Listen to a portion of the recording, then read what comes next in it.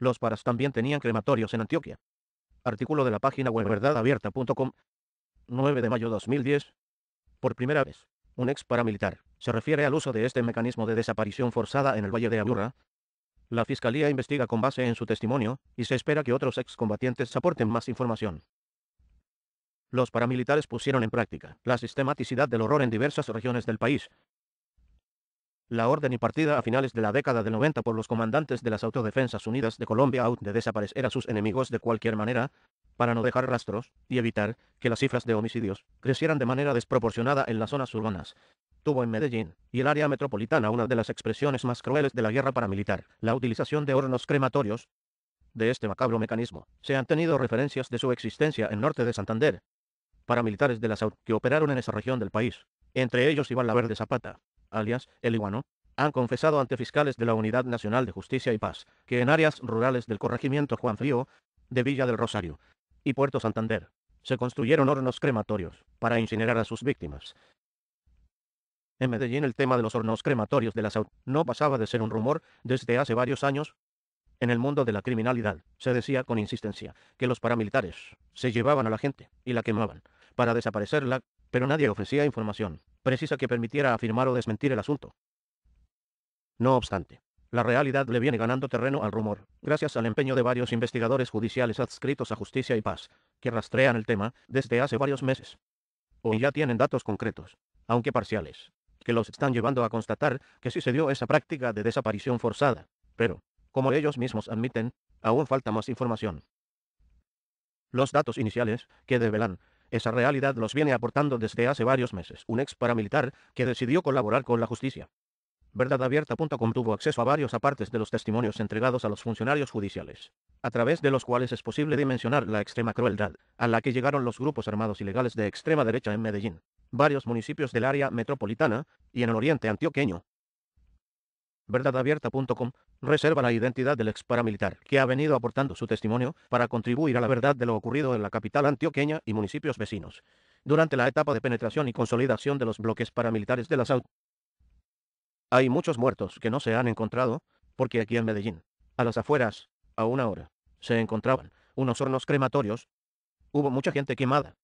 Yo presencié esos hechos, le confesó el ex paramilitar a los investigadores. Según su narración, entre los años 1995 y 1997, los paramilitares retenían a sus víctimas, las mataban y muchas de ellas fueron arrojadas al río Cauca, por los lados del suroeste antioqueño. Los cuerpos se abrían, se les echaban piedras y se arrojaban al río, botando muertos. Muchos de las cayeron presos. A ese problema se le sumó el incremento del índice de homicidios en buena parte de los municipios del Valle de Aburrá, y en otros más donde los paramilitares estaban entrando a combatir con la subversión del Estado Mayor de la SAUT, liderado para esos años por Carlos Castaño Gil. Vino la orden de desaparecer a las víctimas. Fue así como surgió la idea de construir un horno crematorio. La idea del horno la dio 00 y la materializó Daniel Mejía. Para esos años, Mauricio García, alias 00, era el comandante del bloque Metro, y Daniel Alberto Mejía Ángel, alias Danielito, se había integrado al bloque Cacique Nutibara, facción de la SAUT, que estuvieron bajo el mando de Diego Fernando Murillo Bejarano, alias Don Berna. De la construcción se encargó Daniel Mejía. Era de la SAUT y de la oficina de Envigado, dijo el ex paramilitar. Yo escuché que el horno costaba entre 200 y 500 palos millones de pesos, y lo estrenaron con un tipo de nombre Alberto, de la oficina de Envigado. Lo echaron vivo ahí, porque se había robado una plata. El horno lo manejaba un señor que le decían funeraria, creo que se llama Ricardo. Dos señores le hacían mantenimiento a las parrillas y a las chimeneas, porque se tapaban con grasa humana. Sobre su ubicación, el paramilitar señaló que estaba en una finca del municipio de Caldas, sur del Valle de Aburrá. Hay que pasar el casco urbano. Se sale de Caldas por ahí, media hora en vehículo. Está ubicado en una finca muy grande. La entrada, para esa época, era una puerta blanca.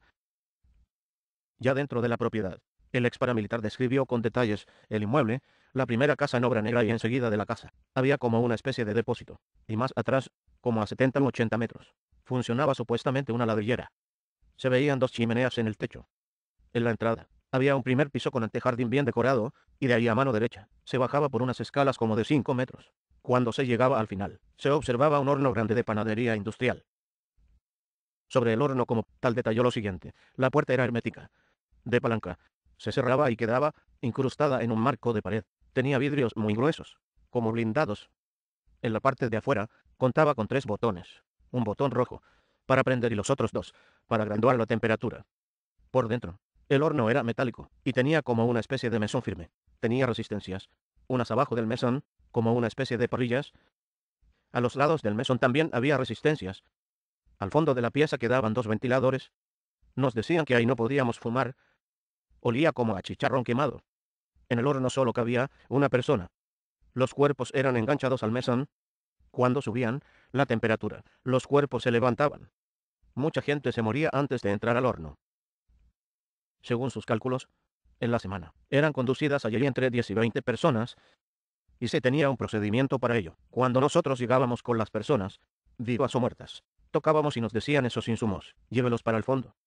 Llegábamos hasta adentro, los llevábamos en bolsas para que no botaran sangre.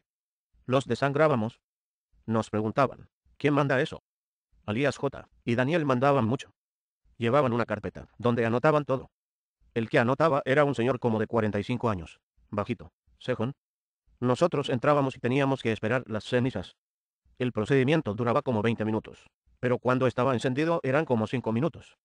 Luego se las mostrábamos a J. o a Daniel, y luego las botábamos al río, o a donde ellos dijeran.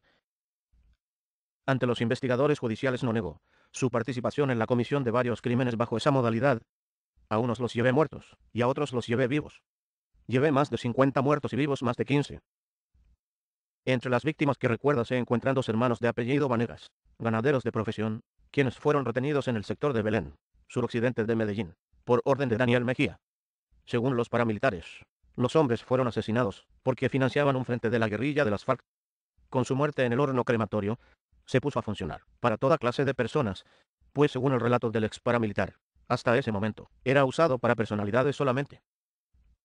Otra de las personas que recuerda que fue incinerado allí, fue el narcotraficante Julio César Correa Valdés, conocido en el mundo de la mafia como Julio Fierro, y esposo de la modelo Natalia París. Su deceso se produjo, según el testimonio de este ex paramilitar, a finales de agosto de 2001. Según relatos periodísticos de ese año, este narcotraficante venía adelantando conversaciones con la DEA para someterse a la justicia de Estados Unidos y colaborar como informante, para obtener beneficios jurídicos. De ello se enteraron en Antioquia. Entonces se reunieron Salvatore Mancuso, Carlos Castaño y Daniel Mejía. Castaño ordenó que cogieran a Julio Fierro. A él, lo retuvieron en el municipio de Guarne varios hombres de Daniel. La orden era que no lo mataran. De Guarne lo llevaron en helicóptero hasta Córdoba, donde Carlos Castaño le querían quitar unas propiedades. Natalia París viajó también hasta allá, porque le iban a quitar unas propiedades que estaban a nombre de ella. A Julio lo regresaron a Medellín en helicóptero, para hacerle la extinción de dominio. Luego lo mataron, y el cuerpo lo llevaron al horno.